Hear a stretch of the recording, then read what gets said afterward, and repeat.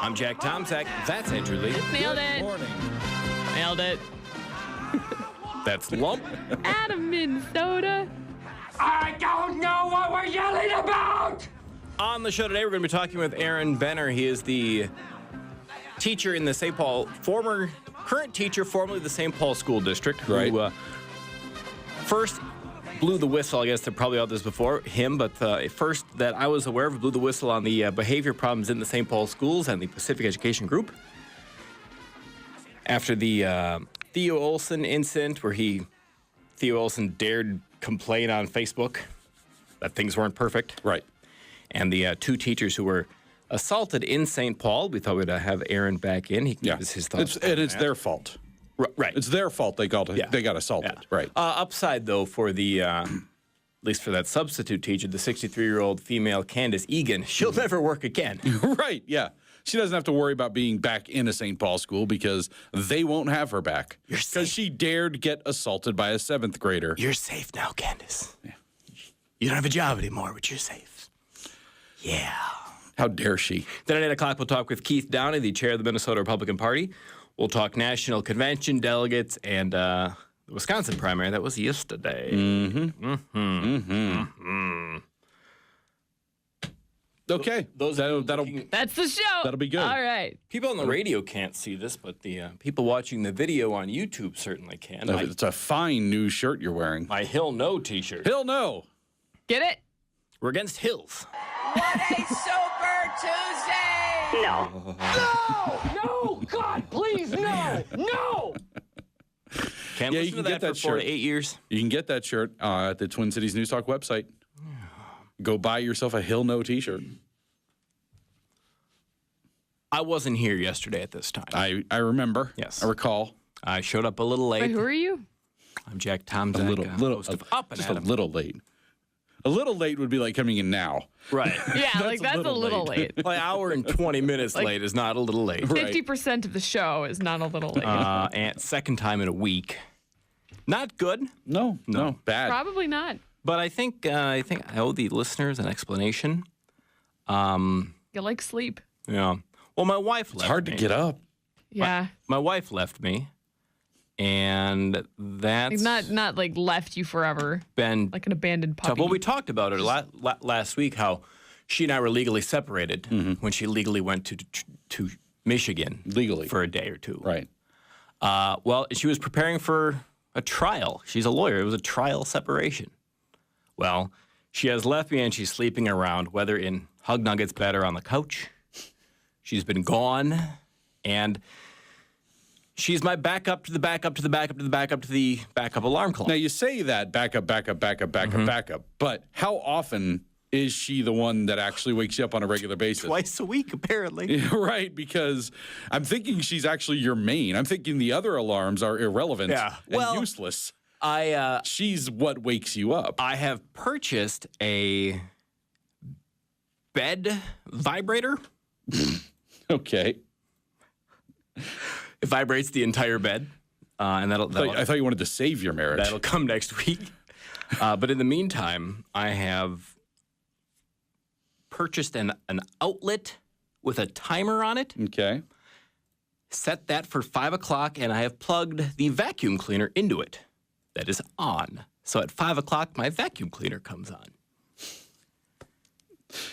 So we'll see. That's pretty complex. Yeah. But I can't miss the show again. I mean, listeners heard it yesterday. This thing is awful without me. Oh, is that the case? Yeah.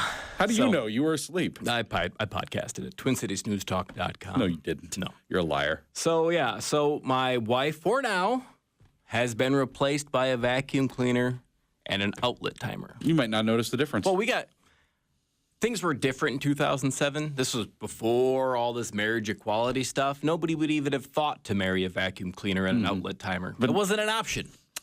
You know, true love cannot be denied. Right. Love wins the day.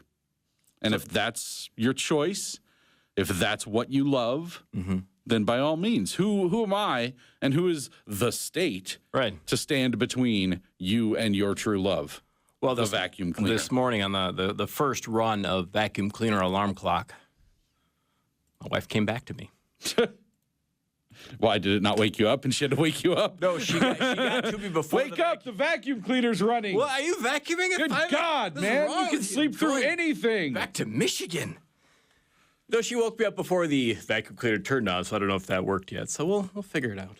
We have young kids. We're just trying to get a good night's sleep, and usually we're moving around in beds and running away from our children.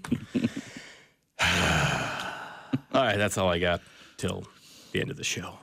Tired. Vacuum Are you cleaner really? going off in my house. See, I overslept this morning. I slept through. I have like 7 alarms set on my phone.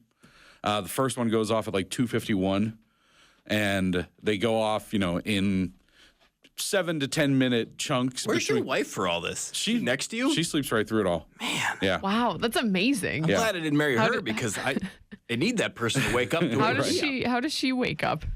She has her alarm set for, I think hers goes off at like 5:15. What is special about her alarm? hers? I don't know. That's like a superpower. I don't know. It is pretty she amazing. only wakes up from She has her a own certain alarm. frequency that she can hear. Well, That's amazing. I'm glad we're all in. I'm glad we're all here as well. We didn't really talk about this, but I got in a lot of hot water last week for my April Fool's joke that I put on Facebook. Upset a lot of people. Did you see it? I've never known you to be funny, so I don't. Was it the Hillary Clinton being indicted? Yes. Breaking news: Hillary Clinton indicted, or suspends her campaign pending indictment from the FBI. Wait, you had a joke on April Fool's Day? And people are right. upset? And when you clicked on it, it went to a video of that clip of Hillary barking like a dog and a bunch of dogs watching the TV and barking at her. It's a funny little video. It was a great joke. Why were people upset? People got mad. That People got angry. I'm never listening to this station again. That's it. It's like it's one because day. you tricked them? Yeah. If that's all it took, they probably weren't listening anyway. Oh no, they're probably still listening. Probably Still listening. Hi, Daryl. But I Were think they young people who were unaware of April Fool's Day? I think when you tease them with something that they really, really, really, really want to happen, and they finally see it, they finally, oh my God, here it is, it's happening, and they start sharing it with their friends, and then they click on click on the link, before you share, before you get too excited. On April 1st, don't anything. Open your computer. Don't believe anything. Don't listen to the radio. Right. Everybody is out to trick you. Yeah. And we didn't do any tricks on the air. We didn't do anything silly. I didn't even hit you with a car like I said I was going to. No, thankfully. Well, the best April Fool's jokes happen mid-April when you're really not expecting it. Right. And I had a great joke for off-air for one of you that I needed a partner on, and that partner failed me. But what? Don't get upset over an April Fool's joke, man. That's the day. That's the day. And next year, when Andrew posts Obama's birth certificate from Kenya, that's a joke, too. All right, boss man, what's the top of the news bag when we return? We'll go over yesterday's Wisconsin results.